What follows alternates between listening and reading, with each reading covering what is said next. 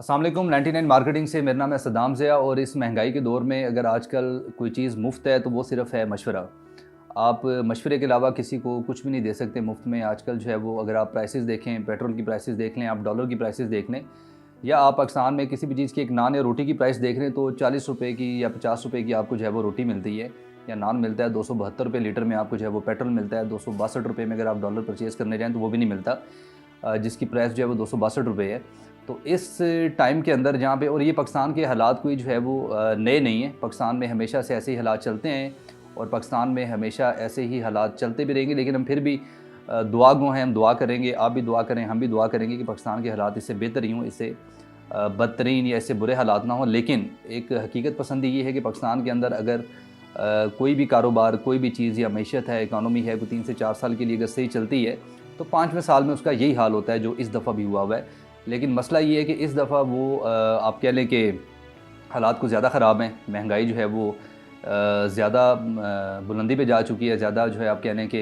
इतना peak level कभी भी महंगाई का हमने अपनी कम से कम होश के अंदर नहीं देखा। तो इस टाइम के अंदर जहाँ पे हर कारोबारी तबके के लोग परेशान हैं, जहाँ पे सैलरीज़ वाले लोग परेशान हैं, जहाँ पे आप कह लें आपका मिडिल तबका परेशान है, गरीब लोग तो परेशान हैं ही हैं।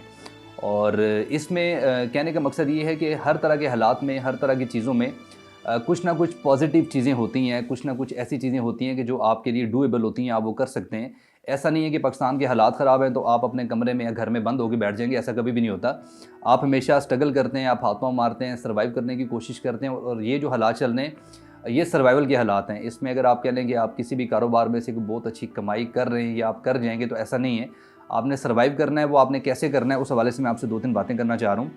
कि इस टाइम तो आप कमेटी डाल के अपनी सेविंग भी जो है ना वो प्रॉपर नहीं कर सकते। अगर आप 10 लाख रुपए की या 5 लाख रुपए की कमेटी डाल लेते हैं तो जब साल के बाद आपको पैसे मिलते हैं तो इन एक्चुअल जब इन्फ्लेशन उस पर हिट होती है तो वो पैसे 10 लाख नहीं रह जाते, वो पैसे आपके शायद 7 लाख या 8 लाख रुपए रह जाएंगे। क्योंकि पाकिस्तान में आप कह लें 30 से 40% तक की जो है वो इन्फ्लेशन रेट, आप कह लें चीज़ों के ऊपर जो प्राइसेस, इन्फ्लेशन तो खैर कम परसेंटेज पे हिट होती है, लेकिन हम चूँकि पाकिस्तानी हैं तो हमने हर चीज़ की प्राइसेस भी बढ़ानी होती हैं, हर चीज़ महंगी करके बेचनी होती है। तो आप कह लें कि पिछले 6 से 8 माह, 1 साल के अंदर 30 to 40% तक जो है वो इन्फ्लेशन, लोकली जो इन्फ्लेशन है वो हमें हिट कर चुकी है। अब इस टाइम के अंदर अगर आपने सर्वाइव करना है, अपने अपने आप को सिक्योर करना है, तो उसका क्या तरीक़ाकार है? उसका तरीक़ाकार ये है कि आप कोई भी अगर नया कारोबार शुरू करेंगे या करना चाहेंगे तो उस कारोबार को आप हाथ डालेंगे तो आपको बड़ी अच्छी तरह उसकी लग समझ जाएगी, उस कारोबार के इन डेप्थ हालात क्या हैं। इस टाइम के अंदर बड़ी एक सिंपल सी चीज़ है, उसमें कोई टेक्निकल, कोई आपको कोई सॉफ्टवेयर इंजीनियर आप नहीं हैं, आप उसमें इलेक्ट्रिकल इंजीनियर नहीं हैं, आप मैकेनिकल इंजीनियर नहीं हैं, आप कोई डेवलपर नहीं हैं। लेकिन आप एक सिंपल, आपके पास कुछ सेविंग है, कुछ पैसे हैं, उनको लेके भी आप इस सर्वाइवल के टाइम में जो है वो आप सर्वाइव कर सकते हैं, या कुछ अच्छी इनकम भी आप जनरेट कर सकते हैं, या अच्छे आप रेवेन्यूज़ भी इसमें कमा सकते हैं। आपने करना क्या है? अब मिसाल के तौर पे एक इंडस्ट्री हम डिस्कस कर लेते हैं जो है रियल एस्टेट।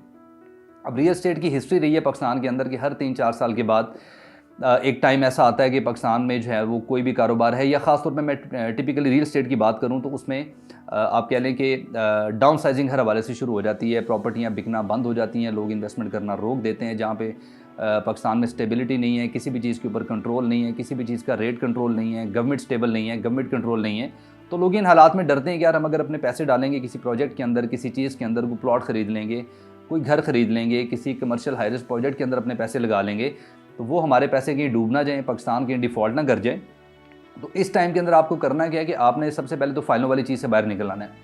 ये जो फाइल्स हैं, किसी भी सोसाइटी में प्लॉट के अगेंस्ट आपको फाइल्स इशू होती हैं, उन फाइल से आप निकल आएँ, क्योंकि फाइल्स का काम और स्टॉक के काम में कोई ख़ास इतना फ़र्क नहीं है। अगर आप फाइल्स के अंदर इन्वेस्टमेंट करते हैं, डाउन पेमेंट दे के आप प्लॉट खरीद लेते हैं और डाउन पेमेंट को आप इन्वेस्टमेंट कंसिडर करते हैं, तो डाउन पेमेंट कभी भी इन्वेस्टमेंट नहीं होती। आप फाइल से निकलेंगे, आप आएंगे फिजिकल प्रॉपर्टीज़ वाली साइड पे।